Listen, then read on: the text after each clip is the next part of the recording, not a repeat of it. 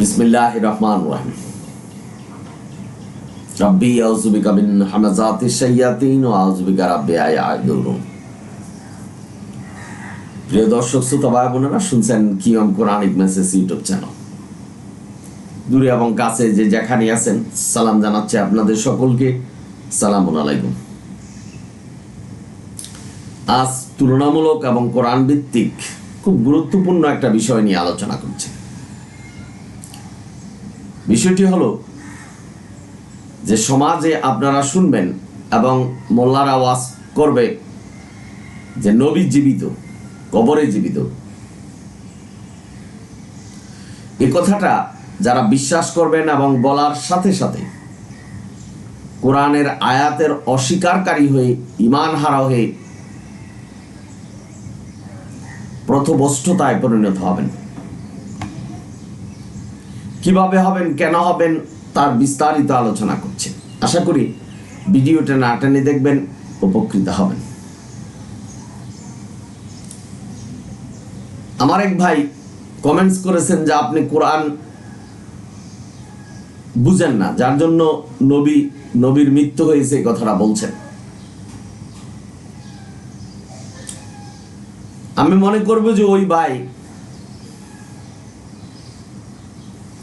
হয়তো কোনো বন্ড পীরের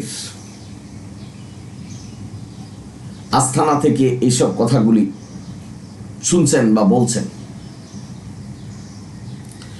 আমি প্রায় একটি কথা বলে থাকি যে কোরআন হলো কষ্টিক পাথর। আল্লাহ নাম রেখেছেন ফুরকান, সত্য এবং মিথ্যাকে যাচাই করার।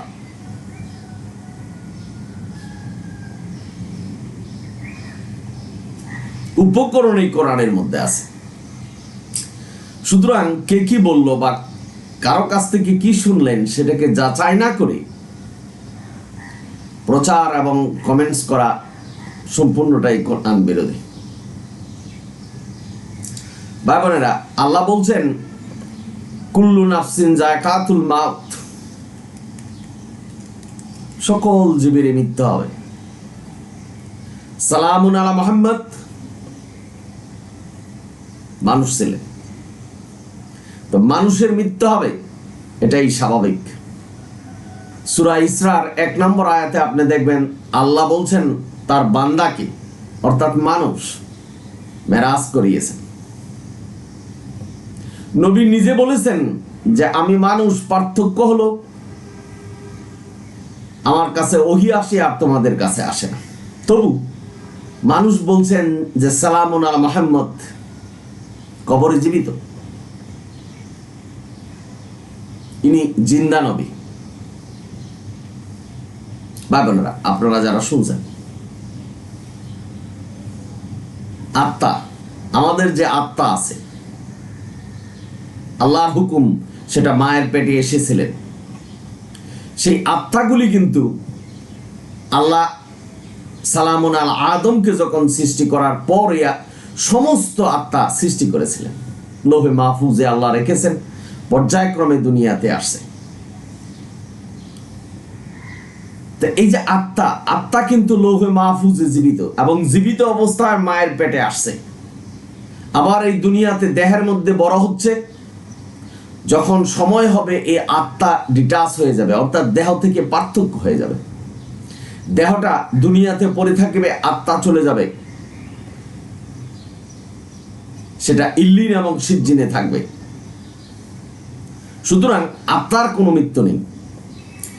এই হিসাব যদি আপনি করেন তাহলে দুনিয়ার কোনো মানুষেরই মৃত্যু হয়নি। সুতরাং এই হিসাবে যদি আপনি বলেন যে সালামুন আলা মুহাম্মদেরও মৃত্যু হয়নি, অর্থাৎ সকল মানুষের আত্মাই জীবিত, সেটা ইল্লিন এবং সিজ্জিনে।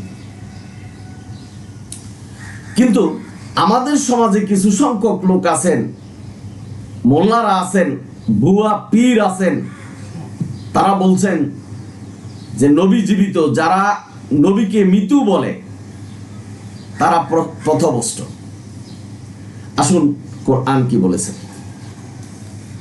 সূরা জুমারের 30 নম্বর আয়াতে আল্লাহ বলছেন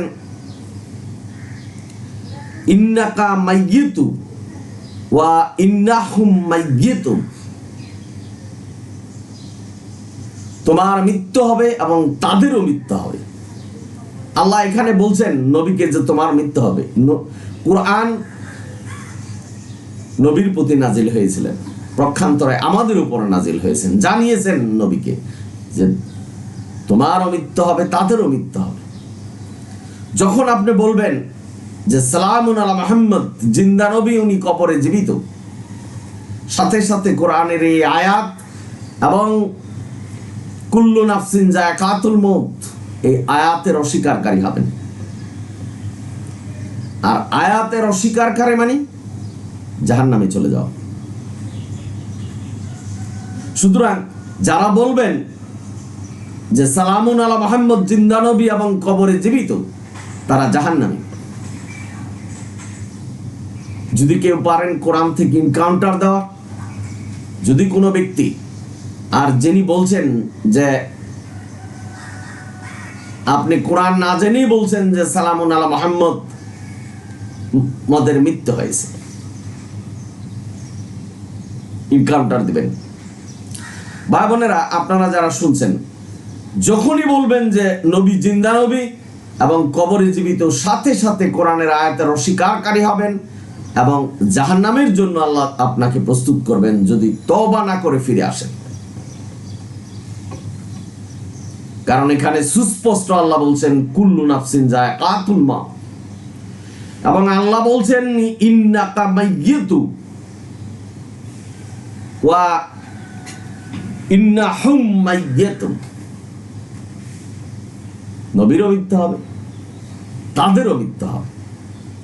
সুতরাং আল্লাহর এই নির্দেশনা অস্বীকারী হয়ে আপনার যদি মৃত্যু হয়, অপবিত্র মৃত্যু হবে এবং আপনাকে জাহান্নামে যেতে হবে, এটাই সত্য। সুতরাং আজকের সমাজে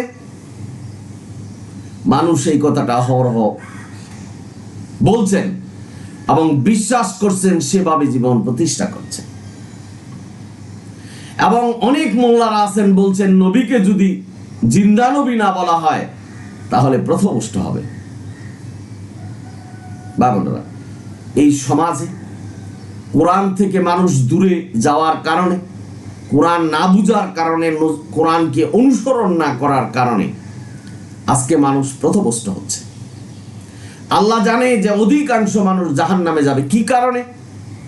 যে এই কোরআন থেকে মানুষ দূরে সরে যাচ্ছে, কোরআন কি বলছে সেটা বিশ্বাস করছে না। পীরেরা কি বলছেন, মোল্লারা কি বলছেন সেটাকে বিশ্বাস করছে। আমার একটা স্লোগান আছে যে আল্লাহকে মানতে হবে, মোল্লাদের নয়।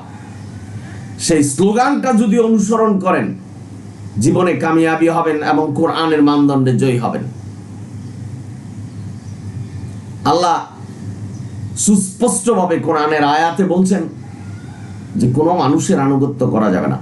অর্থাৎ কোরআনে যা নেই সেটা যদি কোনো মানুষ বলে বা কোনো কিতাব বলে, মানব রচিত কিতাব, আর সেটা যদি অনুসরণ করে তাহলে মানুষের আনুগত্য করা হবে, এটাই সত্য। এবং এই মানুষের আনুগত্য করা মানে জাহান্নামকে ক্রয় করে নেওয়া।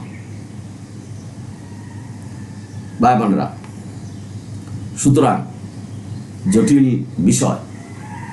আমরা কিন্তু অনেকে হাসতে হাসতে বলছি, এই যে হজে যাচ্ছে মানুষ এবং হজে গিয়া বলছে যে সালামুন আলা মুহাম্মদের কবর যদি জিয়ারত না করা হয়, তাকে যদি সালাম না দেওয়া হয়, তাহলে হজে হচ্ছে না। অথচ কোরআন এই ধরনের কোনো নির্দেশনা দেয়নি। সালামুন আলা মুহাম্মদের কবর জিয়ারত করতে হবে এবং এটা হজের অংশ, এই ধরনের নির্দেশনা আল্লাহ দেন। ভাই বোনেরা, আপনারা যারা শুনছেন, দেখবেন হজ করছেন আল্লাহর হুকুম, যে আবেগ তার ভিতরে না আসে, সালামুন আলা মুহাম্মদের কবর জিয়ারত করতে যে আবেগে আপ্লুত কান্নাকাটি করছেন এবং অনেকে মনে করছেন যে নবীকে সালাম দিচ্ছি, নবী শুনছে এবং উনি কবরে জীবিত আছেন। আমরা আজকের সমাজে যদি মানুষ বলি যে নবী কবরে জীবিত আছেন, সেটা কতটা ভুল ধারণা এবং বৈজ্ঞানিকভাবে কতটা ভুল ব্যাখ্যা, সেই বিষয়গুলি অনেকেই বুঝতে পারছেন না। নবী মানুষ ছিলেন, তাকে যদি মাটির নিচে রাখা হয় সে মৃত্যুবরণ করবেন। আল্লাহ যদি ইচ্ছা করতেন যে নবীকে পৃথিবী যতদিন থাকবে অতদিন রাখতে পারতেন। তাকে মানুষ 100 বছর বাঁচেন, কিন্তু সালামুন আলা মুহাম্মদ 63 বছর বেঁচেছেন। আল্লাহর ইচ্ছায় স্বাভাবিক মৃত্যু হয়েছে। নবী নিজে বলে গেছেন যে আমার মৃত্যুর পরে তোমরা কোরআনকে আঁকড়ে ধরো, এই কোরআনই জান্নাতে নেবে। বাবানারা, আপনারা যারা শুনছেন, সেটাকে পরিবর্তন করে অনেক মোল্লারা বলছেন যে নবী মৃত্যুর আগে বলে গেছেন কোরআন এবং সুন্নাহকে আঁকড়ে ধরে রাখার জন্য। অতিরঞ্জিত করছেন, নবী যা বলেনি সেটা বলছেন, অর্থাৎ আল্লাহ এবং তার রাসূলের নামে, কোরআনের নামে মিথ্যা বলছেন। সুতরাং ভাই বোনেরা, আশা করি বুঝতে পারছেন যে যখনই বলবেন যে নবী জিন্দা নবী, নবী কবরে জীবিত, তার মৃত্যু হয় নাই, সাথে সাথে আপনি কোরআনের আয়াতের অস্বীকারী হয়ে, পথভ্রষ্ট হয়ে আপনার মৃত্যু হবে এবং অপবিত্র মৃত্যু হবে। আপনি সেই আল্লাহর কারাগার সিজ্জিনে অবস্থান করবেন এবং মৃত্যুর আগে ফেরেশতারা আপনাকে আত্মা বাহির করবেন মুখমণ্ডল এবং পৃষ্ঠদেশে আঘাত করতে করতে। প্রচন্ড যন্ত্রণাদায়ক মৃত্যু হবে। সুতরাং QM Quranic message YouTube channel থেকে আপনাদের সতর্ক করছে, অনুরোধ করছে যে ভুলেও কোনোদিন এই কথা বলবেন না যে নবী কবরে জীবিত এবং নবী জিন্দা নবী। আবার আরেকজন খুব মারিফতের কথা বলছেন যে নবী কোরআনের মধ্যে জীবিত আছে। কোরআন হলো কাব্যিক ছন্দ। কবি নজরুল বা রবীন্দ্রনাথকে যদি বলা হয় যে তার লেখনীতে সে জীবিত, এটার অর্থ সে বাস্তবিক জীবিত নয়। নবীকে যখন বলা হবে যে কোরআনই জীবিত, ভাই বোনেরা, আপনারা যারা শুনছেন, এই কোরআনে সালামুন আলা মুহাম্মদের পরিচয় দিয়েছেন আল্লাহ। নবীকে কেন দুনিয়াতে পাঠানো হয়েছে তার পরিচয় দিয়েছেন। এই পরিচয় মানে নবী কোরআনে জীবিত। এটা কাব্যিক ছন্দ আপনি বলতে পারেন, কিন্তু বাস্তবে নবী কোরআনে জীবিত বা জীবিত আছেন। সেই মদিনায় তার কবরের ভিতরে উনি জীবিত। উনি সবকিছু দেখছেন, বুঝছেন, সালাম নিচ্ছেন। এই ধরনের প্রশ্ন বা বিশ্বাস যদি থাকে তাহলে পথভ্রষ্ট হবেন কোরআনের আয়াতের অস্বীকারী হয়ে।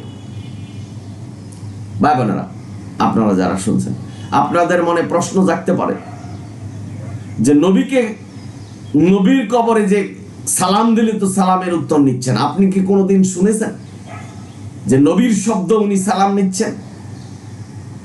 ভাই বোনেরা, নবীরা বিশ্ব মানবতা সেবায় নিয়োজিত ছিলেন, মহামানব ছিলেন। তাদের উপর আল্লাহর কিতাব আসত, আল্লাহ তাদেরকে নির্দেশনা দিতেন। সুতরাং নবীকে সালাম দেওয়ার কথা আল্লাহ বলছেন, সকল নবীদেরকে সালাম দেওয়ার কথা আল্লাহ বলছেন, সালামুন আলাল মুরসালিন। ঠিক এইভাবেই সালাম দিতে হবে, যেটা বলছেন সেটাই করতে হবে। নবীর কবরের পাশে যাবেন, জিয়ারত করবেন, অন্য কথা। কিন্তু নবীর কবরে যে যদি আপনি বলেন যে হে নবী তুমি আমাকে রক্ষা করো, সাফায়াত করো, সাথে সাথে আপনার ঈমান চলে যাবে এবং শিরক করা হবে, আপনার মৃত্যু হবে অপবিত্র মৃত্যু। সুতরাং নবীকে সালাম দিতে হবে, সমস্ত নবীদেরকে সালাম দিতে হবে। সালামুন আলাল মুরসালিন, সমস্ত নবী রাসূলদের উপর শান্তি বর্ষিত হোক। কি কারণ? কারণ আল্লাহ বলছেন লা নুফাররিকু বাইনা আহাদিম মির রাসূল, কোন নবী রাসূলদেরকে পার্থক্য করা যাবে না। সমস্ত নবী রাসূলদের মর্যাদা আমাদের জন্য সমান, তাদেরকে সমানভাবে মর্যাদা দিতে হবে। ভাই বোনেরা, আপনারা যারা শুনছেন, সুতরাং আসুন আমরা এই কথা থেকে বিরত থাকি, আমরা যেন কোরআনের অস্বীকারী না হই, এদিকে সচেতন থাকতে হবে। তা আবারও আপনাদের স্মরণ করিয়ে দিচ্ছি, কোরআনের নাম ফুরকান। এই ফুরকান দিয়ে যাচাই করবেন যে মানুষ কি বলছে, আমাদের মোল্লারা কি বলছে, এবং চারিপাশে আমরা কি শুনছি সেটা কি কোরআনের নির্দেশনা কিনা। যদি নির্দেশনা না হয় আর সেটা যদি আমরা অনুসরণ করি, তাহলে কোরআনের আয়াত সূরা মুমিনুন 34 নম্বর আয়াতের অস্বীকারী হবেন, যেখানে আল্লাহ বলছেন যে কোনো মানুষের আনুগত্য করা যাবে না। আশা করি বুঝতে পেরেছেন। নবীর স্বাভাবিক মৃত্যু হয়েছে, তবে রওজায় বা কবরে যে তাকে সালাম দিচ্ছেন সেটা আল্লাহর বিশেষ কারণ নবীদের উপর, যে নবীদের উপর সালাম দিতে আল্লাহ বলছেন, এবং জবাব তারা বিশেষ কারণে বা বিশেষভাবে আল্লাহ নেওয়াচ্ছেন। আর আত্মার কোনো মৃত্যু নেই। আত্মার যেহেতু কোনো মৃত্যু নেই, আপনি বলতে পারবেন যে সমস্ত মানুষের আত্মাই জীবিত। সুতরাং এই দুনিয়াতে দেহের ভিতরে যে আত্মা ছিল সেটা ডিটাচ হয়ে গেছে, অর্থাৎ দেহটা এখানে পড়ে আছে, আত্মা চলে গেল, সংযোগ বিচ্ছিন্ন হয়ে গেল।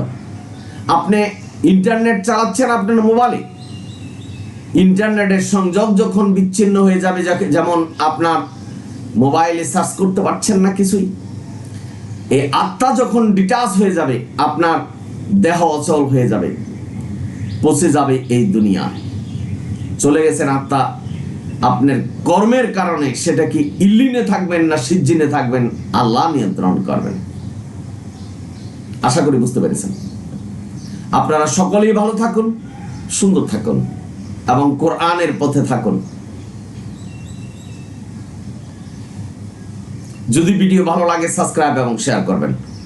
অনিল হামদুলিল্লাহ রাব্বিল আলামিন। সালামুন আলাইকুম।